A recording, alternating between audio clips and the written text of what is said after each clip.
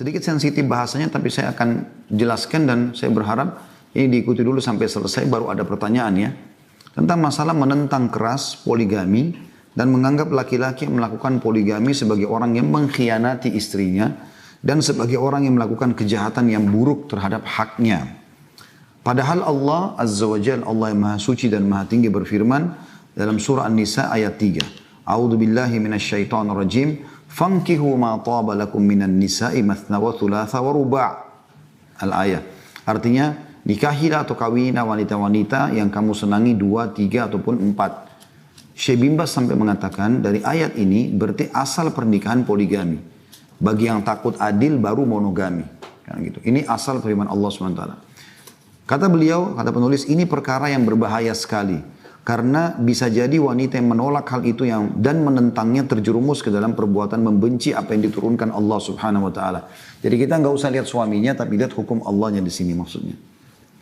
Di situ ada footnote nomor 3, kalau yang pegang buku di rumah, di bawah dianjurkan untuk menyimak kaset berjudul Qadaya Tahummul Mar'ah atau problem-problem yang membimbangkan kaum wanita. Karena di dalamnya berisi penjelasan mengenai syubhat seputar poligami yang membimbangkan kaum laki-laki dan wanita. Tentu ini ijtihad penulis ya, yang menyampaikan kepada kita agar kembali kaset itu, tapi kita tidak punya kaset itu. Nanti saya akan coba mensyarahkan, kita masih baru membaca isi paragraf dulu ya. Kata beliau, dan ini kita lanjutkan dulu bacaannya, dan ini termasuk perkara yang membatalkan amal. Ya. Allah Subhanahu wa taala berfirman di dalam surah Muhammad ayat 9, A'udzu billahi minasyaitonir rajim. Dzalika bi annahum karihu ma anzalallahu fa ahbata a'malahum. Yang demikian itu karena sesungguhnya mereka benci kepada apa yang diturunkan Allah, maksudnya Al-Qur'an. Lalu Allah menghapus pahala-pahala amal mereka. Kewajiban atas setiap muslimah ialah ridho dengan apa yang disyariatkan Allah dan dihalalkannya. Yang besar kata Allah serta berserah diri kepadanya. Allah berfirman dalam surah Al-Ahzab ayat 36, A'udzu billahi minasyaitonir rajim wa ma kana lil mu'minin wala mu'minatin idza qada Allah wa rasuluhu amran an yakuna lahumul khiyaratu min amrihim wa may ya'sillaha wa rasulahu faqad dhalla dhalalan mubina. Dan tidaklah patut bagi laki-laki yang mukmin dan tidak pula bagi perempuan yang mukminah. Apabila Allah dan Rasulnya telah menetapkan satu ketetapan, akan ada bagi mereka pilihan yang lain tentang urusan mereka. Dan barang siapa yang mendurhakai Allah dan Rasulnya, maka sungguh dia telah sesat yang nyata. Baik, sekarang kita masuk kepada syarahnya. Poligami adalah lawan monogami. Dan juga yang ada dalam Islam, poligami tidak ada poliandri. Itu dulu poin pertama. Bagi ibu-ibu yang mau catat ini, dicatat informasi tambahannya ya. Jadi ini keterangan syarahnya, karena ini maaf bagi teman-teman yang ikut acara live, kami juga sedang melanjutkan kajian kitab ya. Sekaligus ada program Zoom di sini. Kita perlu garis bawahi di poin pertama dulu. Yang ada dalam Islam poligami dan tidak ada poliandri. Apa itu? Poligami adalah laki-laki yang menikah lebih dari satu orang istri. Sementara poliandri adalah wanita atau istri memiliki lebih dari satu suami. Poligami boleh, poliandri tidak boleh. Ya. Ada alasannya kalau laki-laki boleh berpoligami. Kalau dia berpoligami, maka kalau misalnya dia punya 2 orang istri, dua-duanya hamil, maka jelas status ayahnya siapa. Ini sebabnya salah satu sebab poligami ya. Kalau poliandri itu berarti perempuan yang punya 2 suami. Kalau kedua suaminya menumpahkan sperma di rahim yang sama, lalu hamil, siapa ayahnya? Maka tidak akan ketahuan siapa ayahnya. Oleh karena itu Allah membuka untuk populasi manusia adalah poligami dan bukan poliandri, gitu kan? Tetapi dalam Islam pilihan poligami dan monogami ada. Pilihan poligami dan monogami ada. Itu dulu di garis bawahi. Ini manfaat yang kedua dari pelajaran kita. Yang dianjurkan dalam Islam adalah poligami dan monogami. Nah, yang pertama dilakukan adalah monogami. Yang pertama dilakukan adalah monogami, yaitu seorang laki-laki menikah dengan satu wanita. Ya, sehingga nanti pada saat sudah meningkat level ilmu, iman, ya, dia pindah ke level yang setelahnya poligami. Jadi kalau dalam level itu monogami dulu baru poligami. Gitu. Sehingga memang seperti kalau dalam Bab sholat itu bertahap gitu ya. Bab puasa juga begitu, seterusnya. Ya. Poligami ini kata ulama adalah sesuatu yang tertinggi dalam bab nikah, yang paling tinggi dalam bab nikah. Jadi dia memang hanya akan dikerjakan oleh orang-orang yang memang sudah sampai pada tingkat itu. Kalau dia belum sampai pada tingkat keimanan dan ilmu yang cukup, maka yang terjadi adalah perusakan terhadap hukum poligami itu sendiri. Dan akhirnya terjadilah simpang siur dalam masalah itu. Misal seorang laki-laki hanya menggunakan bahasa, kan Islam bolehkan lalu dia menikah saja sembarangan. Ya, sehingga dia tidak mau tahu apakah rumah tangga yang pertama rusak atau tidak. Dan ini akan merusak citra poligami karena Islam tidak pernah menyuruh itu. Islam tidak pernah menyuruh menikahlah kamu poligami walaupun rumah tangga pertama merusak. Tidak seperti itu. Ya.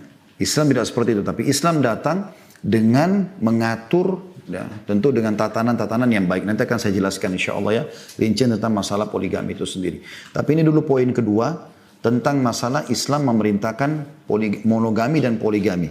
Dimulai dengan monogami, satu orang istri, kemudian pindah pada tahapan kalau dia sudah sampai pada levelnya iman dan ilmunya untuk pindah ke poligaminya, gitu kan? Dan tidak boleh seseorang melangkah ya, ke poligami ini sementara dia belum berhasil di monogaminya. Ya. Keberhasilan monogami ini penting. Bagaimana dia membina, memberikan hak istrinya. Kemudian baru dia pindah pembinaan ke rumah tangga yang lain. Ibaratnya orang punya perusahaan yang satu sudah rapi semuanya, kemudian baru dia buka perusahaan yang lain. Ya. Kalau tidak nanti hanya akan ada kembang-kembang ucapan selamat, buka perusahaan baru, tapi setelah itu akan mendatangkan banyak permasalahan. Ya, sementara kita sepakat pernikahan akan mendatangkan ketentraman. Pernikahan akan mendatangkan ketentraman. Pada asalnya dan pada fitrahnya, wanita menerima poligami. Jadi kalau ada yang mengatakan wanita tidak menerima poligami itu keliru. Buktinya adalah, kalau seandainya ada seorang laki-laki baik, sudah beristri.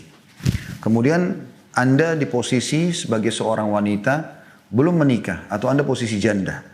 Lamar laki-laki ini datang melamar. Maka yang terjadi kalau laki-laki itu orang baik, pasti si wanita yang janda atau yang gadis ini membuka diri. Terbukti poligami terjadi. Jadi dasarnya ada penerimaan. Cuman kadang-kadang kalau sudah terlanjur terjadi pernikahan, kemudian memang merasa haknya masih ada yang belum dikasih, atau memang dia tidak menunggangi rumah tangganya untuk lebih mendekatkan diri kepada Allah, lebih solehah misalnya, maka yang terjadi penolakan otomatis. Ya, bisa karena haknya belum dikasih sepenuhnya, atau memang dia tidak mempelajari agama ini sehingga yang terjadi penolakan terhadap hukum Allah. Ini poin masuk dalam poin yang kedua, tentang penjelasan monogami dan poligami itu sendiri ya. Jadi rumah tangga dimulai dengan monogami lalu pindah ke level poligami, dan bagaimana poligami itu sebenarnya harus dilakukan dengan cara-cara yang benar dan tidak boleh dengan cara yang salah. Baik dari pihak perempuan sebagai istri yang dasarnya suka menolak poligami karena dua sebab tadi, mungkin karena haknya belum terpenuhi semuanya, atau memang dia belum mempelajari agama yang dalam sehingga level poligami dia belum tersentuh di situ. Bagi dia itu nggak perlu untuk dilakukan. Padahal Allah turunkan dari 1400 tahun yang lalu, 1400 tahun yang lalu, gitu kan. Dan alasan-alasan yang biasa dibahasakan, masih banyak hukum Allah yang lain yang bisa dikerjakan. Ya, tapi ini kan bagian daripada hukum Allah. Apakah ini akan ditinggalkan? Kan tidak mungkin. Itu juga dengan pihak laki-laki yang semaunya sendiri berpoligami. Ini kan hukum Allah, boleh. Pokoknya saya mau poligami terserah. Akhirnya merusak rumah tangga dia yang pertama. Nah ini merusak citra poligami itu sendiri. Baik, sekarang kita coba lebih dalam masuk ke poin yang ketiga. Seperti apa kita memahami poligami itu? Dan bagaimana sebenarnya poligami yang dianggap sehat itu? Ya, sehingga pihak laki-laki bisa menjalankan dengan baik, pihak perempuan pun sebagai istri bisa menerimanya dengan baik. Yang pertama, memang butuh keikhlasan dalam menerima agama Allah Subhanahu wa taala, sehingga kita menerima semua hukum Allah, masuk akal atau tidak masuk akal kita. Itu dulu dasarnya. Sehingga walaupun kita tidak melakukannya, kita tidak memungkirinya. Contoh misal haji. Saya kasih contoh yang lain dulu, haji. Haji biayanya besar, perjalanannya jauh, kan? Kalau orang ya berpikir bahwasanya, oh biayanya besar, jauh, sudahlah saya nggak usah lakukan. Toh juga bagi yang mampu, saya menganggap diri saya belum mampu dan seterusnya. Maka ini dia jadi meninggalkan hukum itu. Padahal sebenarnya bisa saja itu pahalanya sangat besar hari kiamat yang bisa meninggikan derajat dia. Terluputkanlah dari dia. Atau dia membahasakan, Sholat tahajud itu kan sunnah. Udahlah, nggak tahajud juga nggak apa-apa. Sayang, karena semestinya dia bisa tahajud. Dia tinggal baca keutamanya tahajud, dia coba susun programnya, dia dengarin ceramahnya, dia pelajari, nanti dia akan bisa tahajud. Maka dia mendapatkan ekstra pahala, seperti itulah. Nah kita sebagai seorang muslim harus terus bertahap mempelajari sampai ke situ. Bukan kita cukupkan dengan apa yang kita miliki sekarang, seperti itulah. Baik, poligami itu saya bicara dulu dari sisi laki-laki. Saya sebagai laki-laki, apa yang saya lakukan kalau saya ingin berpoligami? Maka yang pertama tentu harus saya dalami dulu agama. Karena kan ini bagian daripada agama. Sehingga nanti yang terjadi kalaupun poligami, poligami yang sehat. Jadi kan? Saya biasa kalau ditanya di pengajian oleh sebagian bapak-bapak, Ustaz, saya ini kan laki-laki, boleh poligami. Saya poligami saja, tanpa sepengetahuan istri, tanpa begini dan begitu gitu kan. Ya sudah kayak tidak mau tahu resikonya apa. Maka kan boleh saya poligami Ustaz. Saya tanya kembali kepada orang yang bertanya itu. Antum ini mau poligami sehat atau poligami yang poligami jangka panjang atau poligami jangka pendek? Terus sempat beberapa ikhwah tertawa gitu. Terus ada yang mengatakan, Ustaz apa yang dimaksud? Saya bilang iya. Kalau poligami jangka pendek sederhana. Saya sebagai laki-laki, lihat seorang wanita saya suka, saya lamar, dia mau menikah sebagai istri kedua saya. Lalu saya nikahlah tanpa sepengetahuan istri pertama saya. Berjalanlah kehidupan setahun, 1 bulan, 2 bulan, setahun, 2 tahun, 5 tahun. Pasti akan ketahuan. Tidak ada yang bisa disembunyikan. Ya, pasti akan ketahuan. Dan pada saat ketahuan, opsinya adalah milih yang pertama atau milih yang kedua. Di sini sering terjadi perceraian, itu yang umum terjadi. Atau dia bisa pertahankan, cuman dia butuh pengorbanan jiwa yang luar biasa. Karena di sini mungkin dia terhina, di sini dia terhina. Sering dia bertengkar sama istri pertama, bertengkar sama istri kedua. Yang ini tuntut diceraikan yang kedua minta tuntut diberikan haknya yang sama. Dan seterusnya nih, dia akan bentrok di sini. Dan ini poligami yang tidak sehat. Poligami yang berjalan, ya, yang jangka pendek. Sulit sekali dia menjalaninya. Ya, yang kedua adalah poligami yang sehat. Bagaimana poligami yang sehat? Memang diprogramkan dari awal. Jadi dari awal misalnya saya ingin berpoligami. Saya pribadi, memang dari saya masih bujang, saya karena belajar agama, saya sudah meniat saya ingin poligami. Tapi sehat. Maka pada saat saya berumah tangga, memang saya sudah membahasakan ke istri saya masalah hukum agama. Saya bukan tergesa-gesa laksanakan poligami. Tapi ini hukum agama loh. Saya ingin saya dibantu untuk bisa melakukan ini misalnya. Bagaimana caranya? Ya sama-sama gitu loh. Nah sama-samanya ini, saya harus punya kesiapan ilmu yang cukup. Istri saya juga punya keilmuan cukup gitu. Kemudian apa ini bekal yang kita harus miliki sampai ke sana gitu ya. Maka tidak ada yang tersembunyi, tidak ada yang tertutup gitu kan. Keterlibatan istri sehingga perasaan nanti istri yang mengatakan, oh kalau dia poligami pasti dia lebih sayang sama sana. Oh nanti dia tidak adil, oh nanti dia begini. Itu tidak ada lagi. Karena ternyata orang yang akan poligami ini menjadi istri kedua, itu sudah sering komunikasi dengan istri yang ini. Dan sudah saling kenal, mulai menjadi seperti orang yang bersahabat. Cocok gak nih? Kalau cocok dimasukkan dalam rumah tangga, yang tidak cocok ya sudah gitu kan. Seperti itu sebenarnya gambaran rasionalnya gitu kan. Dan perlu kita garis bawah juga satu hal. Poligami ini karena tingginya levelnya dalam bab nikah, maka tidak semua orang berpoligami. Mayoritas laki-laki justru tidak berpoligami. Gitu. Karena memang ada laki-laki, walaupun didorong dia untuk poligami, dia nggak bisa poligami. Memang dia tidak mampu, baik secara fisik, baik secara kejiwaan, ya, jasmani, rohaninya, juga secara finansial, ya, keadilan, ya, dan segala macam hal. Jadi banyak hal yang dia tidak bisa. Ada orang memang dia biar diikat, dia akan poligami. Fitrahnya dia akan seperti itu, gitu kan? Nah ini yang mungkin perlu dititik beratkan. Nah sekarang untuk poligami sehatnya, di poin pertama saya harus membekali diri saya ilmu, istri saya pun bersama-sama saya rangkul. Sama-sama kita berjalan nih. Kita jadikan target kita misalnya 3 tahun atau 5 tahun ke depan. Tapi itu pun bukan harus dilakukan. Kita lihat keberhasilan kita dalam membangun itu. Allah pun akan menilai gitu loh. Karena orang yang berhasil dalam kehidupan poligami dan di Indonesia tidak sedikit juga yang melakukan itu. Saya tahu teman-teman saya para praktisi melakukan. Tapi yang sehat ya, kita bicara sehatnya. Memang komunikasi sangat terbuka antara istri sama istri yang lain. Mereka sampai seperti sahabat, mereka jalan sama-sama. Jadi nggak seperti apa yang dibayangkan oleh sebagian orang yang memang sudah langsung menilai negatif masalah itu. Nah itu kenapa? Karena dibangun dengan landasan yang benar. Ilmu yang cukup. Ya, kesiapan mental dan jiwa untuk itu. Berdoa kepada Allah subhanahu wa ta'ala. Gitu kan? Kemudian yang tidak kalah penting, hak istri yang pertama semua terpenuhi. Ada 2 hak dasar istri yang tidak boleh luput. Saya bicara dari sisi laki-lakinya. Hak yang pertama adalah hak nafkah, kebutuhan. Makan, minum, tempat tinggal, transportasi, ya, pakaian. Itu seorang laki-laki, ya, kalau mau meraih hati istrinya, dan dia juga terbuka, kalaupun dia harus melakukan poligami misalnya. Maka itu dengan cara, dia tidak ada lagi perhitungan dalam masalah ini. Jadi kalau istri butuh apa, ini ya ambil aja, ini kasih. Semua diberikan kebutuhan istrinya. Jadi loyalitasnya tinggi sekali, gitu kan? Makanya dijadikan nafkah buat istri itu dalam Islam adalah sedekah yang paling besar pahalanya. Kata Nabi SAW, dinar yang kau keluarkan untuk fakir miskin, dinar yang kau berikan kepada budak, pembebasan budak, dinar yang kau infakkan untuk jihad, dinar yang kau berikan untuk keluargamu, istri, anakmu, jauh lebih besar pahalanya. Jauh lebih besar pahalanya. Kemudian yang kedua adalah hak biologis, gitu kan. Jadi laki-laki pun bisa menjadikan tolok ukurnya di situ. Dia mampu gak sih poligami? Sekarang istri ada di rumah, dia bisa nggak penuhi kebutuhan biologis istrinya nih? Kebutuhan biologis dalam arti kata betul-betul memang istri itu selalu merindukan kasih sayang, perhatian, ya sampai pada tingkat melakukan biologis itu sendiri. Kalau dia memang melakukan biologis itu maksimal, istrinya pun akhirnya merasa emang dia pun kewalahan untuk menghadapi suaminya daripada suaminya berbuat haram, maka itu kan ada pintunya. Dan si laki-laki bisa jadikan tolak ukur. Kalau dia dalam menghadapi satu istri sudah cukup, ya sudah dia monogami saja. Poligami nggak usah dibuka gitu kan, seperti itu. Tapi dalam Islam ada poligami. Nah ini caranya kalau mau melakukan dengan cara yang sehat.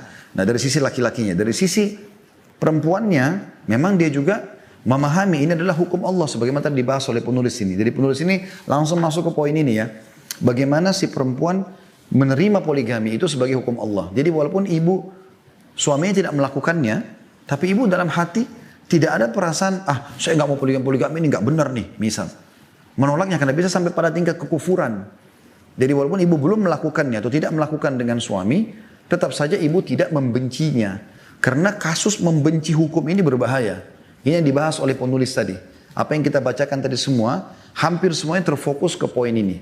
Yaitu kebencian terhadap hukum Allah subhanahu wa ta'ala. Ini berbahaya. Ya.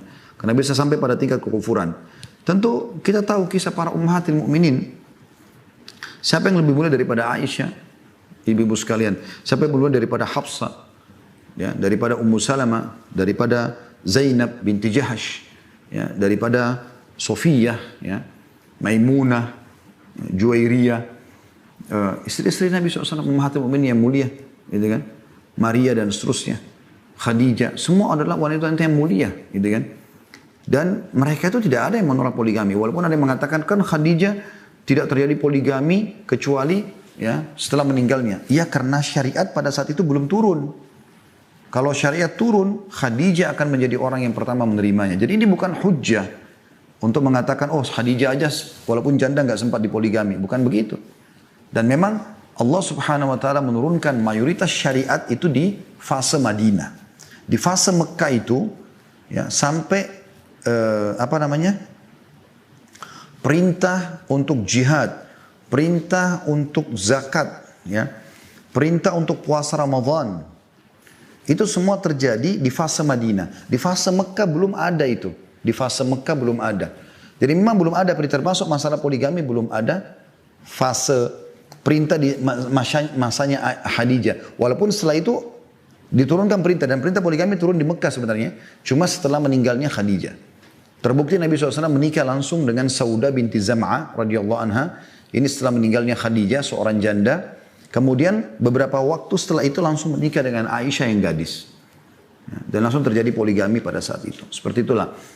Dan poligami ini bukan sesuatu yang baru dalam Islam, tetapi seluruh nabi-nabi di syariatnya memang ada hukum ini. Termasuk juga nanti pada saat orang di surga ada masalah poligami. Berarti sebenarnya kitanya yang harus bisa mempelajari kenapa Allah SWT memerintahkan ini. Contoh misalnya kayak sholat malam. Kenapa Allah perintahkan sholat malam? Kenapa enggak siang saja? Nah ada sesuatu. Kalau kita jangan menolak, tapi kita coba pelajari. Oh sholat malam kenapa sih? Karena ini, karena ini, karena ini. Ada penjelasan hadis, ada penjelasan pendapat para ulama gitu kan. Allah menjelaskan karena malam itu jauh lebih tenang, jauh lebih baik dan seterusnya. Di sisi lain, poligami ini kalaupun orang mau kerjakan sesuai dengan sunnah tadi saya jelaskan. Tapi kalau orang mau menjadikan dia sebagai solusi pun bisa jadi solusi. Ya. Saya pernah menghadapi kasus seorang keluarga. Dia menikah kurang lebih, kalau tidak salah waktu itu 10 tahun atau 15 tahun menikah. Nggak punya anak. Dan memang setelah ditelusuri, ternyata si laki-laki ini nggak punya masalah. Dari sisi spermanya dan segala macam, itu nggak ada masalah. Dan fitrah manusia ingin punya keturunan. Maka apa yang terjadi? Dan ada satu masalah di sini. Ini masalah internal ya. Semoga Allah memaafkan, saya bukan menyebutkan aib, tapi memang ini kita juga tidak sebutkan namanya, tapi sebagai pelajaran saja.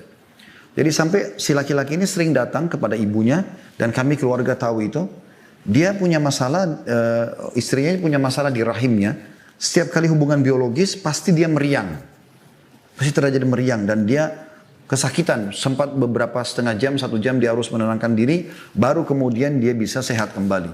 Jadi dia akhirnya serba salah, dia sangat cinta sama istrinya.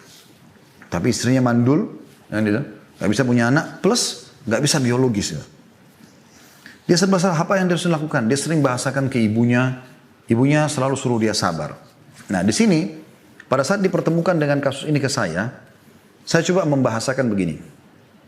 Saya bilang, kalau si istri ini harus diceraikan, kezaliman juga. Dia sudah mengabdi 10 tahun, 15 tahun, kenapa harus cerai? Dan dia dosa apa dengan dia mandul? Bukan dari dia itu.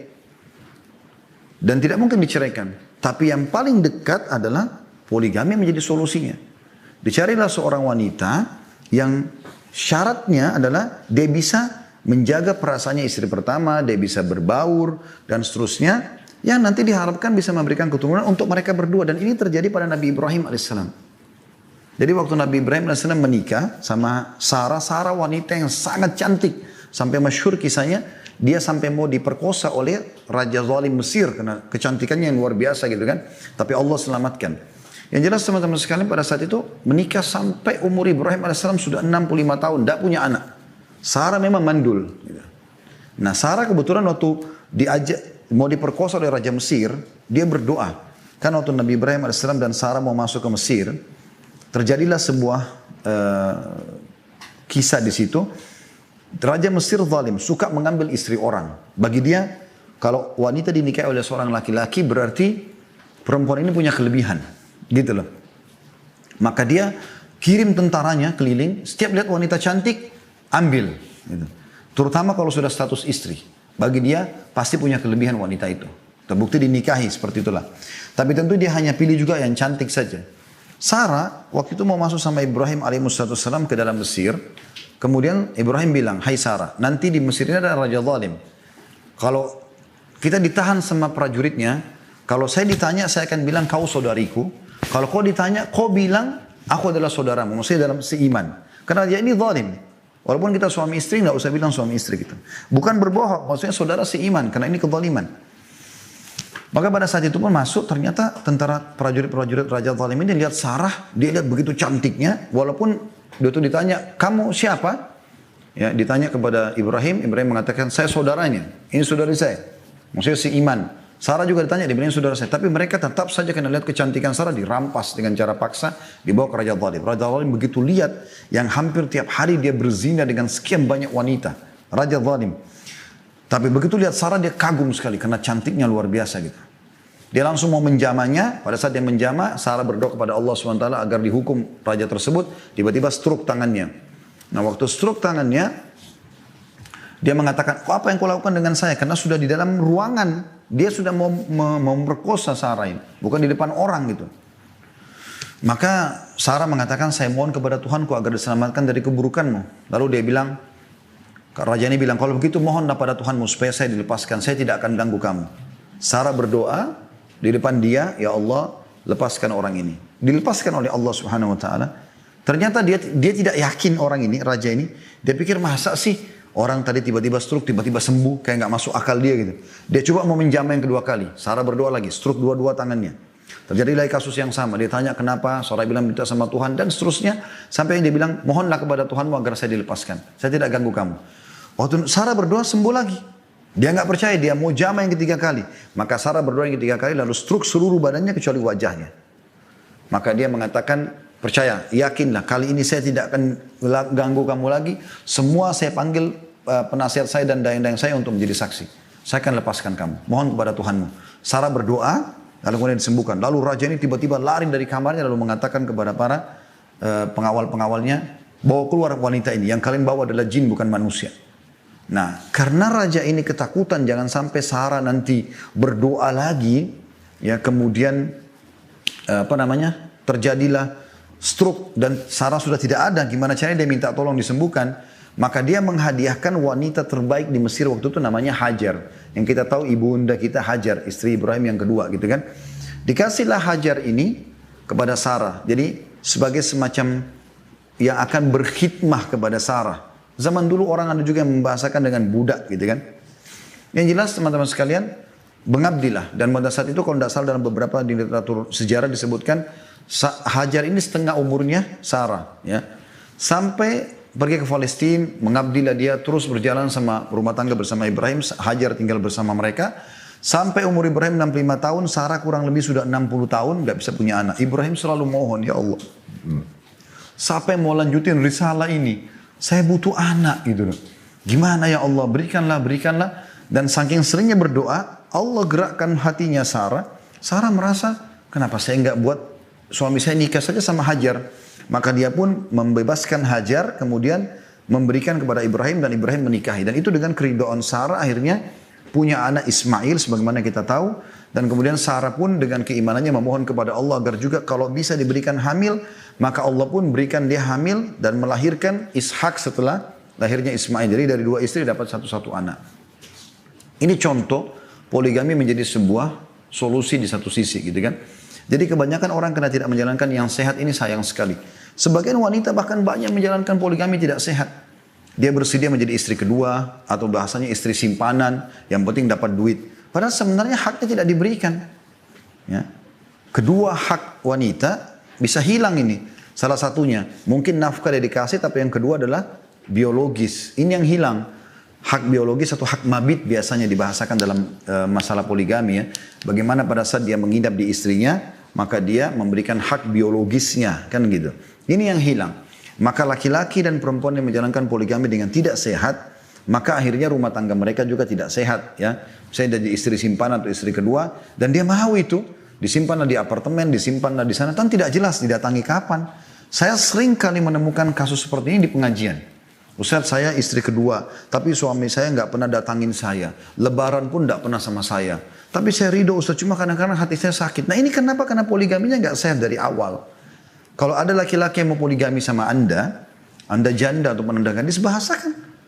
Istri tahu nggak? Nggak tahu. Oke, disampaikan dulu. Sampaikan dulu. Kalau perlu, saya ketemu sama istrinya. Ngobrol, bicara. Ini mau begini loh, begini. Jadi memang transparan. Nanti dilihat titik temunya di mana. Kalau bisa jalani, kalau nggak bisa ya jangan dijalani. Tapi judul kita, poligami nggak boleh sampai terjadi penolakan. Kita boleh tidak laksanakan. Tapi membencinya, ini bisa sampai pada tingkat kekufuran nantinya. Kita benci terhadap hukum Allah subhanahu wa ta'ala. Jadi ini kurang lebih poin-poin yang kita jelaskan dalam masalah poligami, sehingga kalaupun ada yang jalani dengan cara yang benar, yang tidak bisa maka jangan dijalani, sehingga tidak sampai merusak citra masalah poligami. Dan orang kalau jalankan dengan cara yang baik sebenarnya sesuatu yang sangat baik dan indah gitu loh. Ya, sehingga bisa para istri bersama-sama jalan, ya mereka komunikasi, mereka bersahabat bisa saja. Ada juga sisi yang lain, kalau orang tidak normal maka kayak tadi banyak wanita tidak diberikan hak-haknya. Allahu a'lam. Ini berhubungan dengan masalah poligaminya. Dan saya melihat teman-teman sekalian, saya cukupkan dengan bahasan ini. Karena kita sudah menjelang asar. Insya Allah kita akan bahas lagi di pertemuan akan datang di pelanggaran ke-23. Masih masalah rumah tangga, yaitu tidak patuh kepada suami atau membantahnya dengan keras, ya, atau dan seterusnya ya. Nanti akan kita jelaskan panjang lebar bagaimana harusnya bermuamalah antara suami istri, dari pihak suami ataupun dari pihak istri.